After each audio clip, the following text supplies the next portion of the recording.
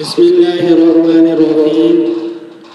السلام علیکم ورحمۃ اللہ وبرکاتہ۔ روحانی میڈیا کے پیارے معزز ناظرین، میں امید کرتا ہوں کہ آپ تمام بہن بھائی خیر و عافیت کے ساتھ ہوں گے، اور میری دعا ہے کہ اللہ پاک آپ سب کو خیر و عافیت کے ساتھ رکھے۔ چلتے ہیں اپنے آج کے موضوع کی طرف، قربانی کی کھال۔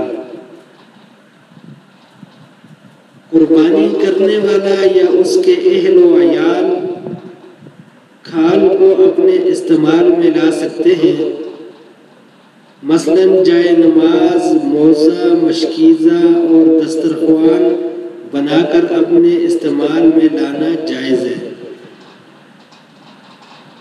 کھال کسی امیر شخص کو بھی دینا جائز ہے، البتہ فروخت کرنے کے بعد قیمت کا صدقہ کرنا ضروری ہے۔ قیمت اپنے استعمال میں لانا یا کسی غنی اور امیر کو دینا جائز نہیں۔ کھال یا اس کی قیمت کسی ملازم کو تنخواہ اور کام کے عوض میں دینا جائز نہیں، جیسے امام، مؤذن اور قصائی کو بحق اجرت کھال دینا درست نہیں۔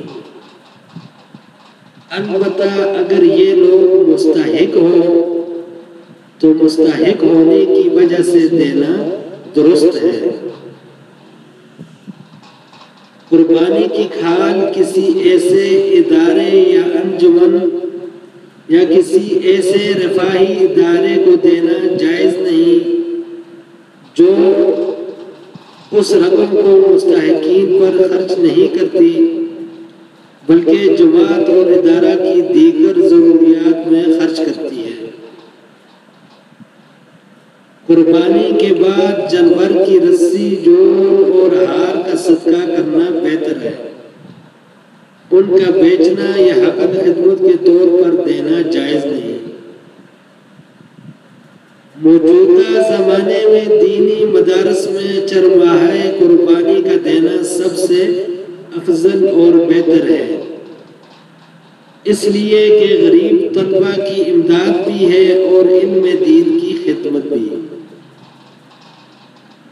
اسی کے ساتھ معزز ناظرین، مجھے اجازت دیجیے، پھر ملتے ہیں انشاءاللہ اگلی ویڈیو میں۔ آپ سے گزارش ہے کہ ہمارے چینل کو سبسکرائب کریں، ویڈیو کو لائک اینڈ شیئر کریں۔ السلام علیکم ورحمۃ اللہ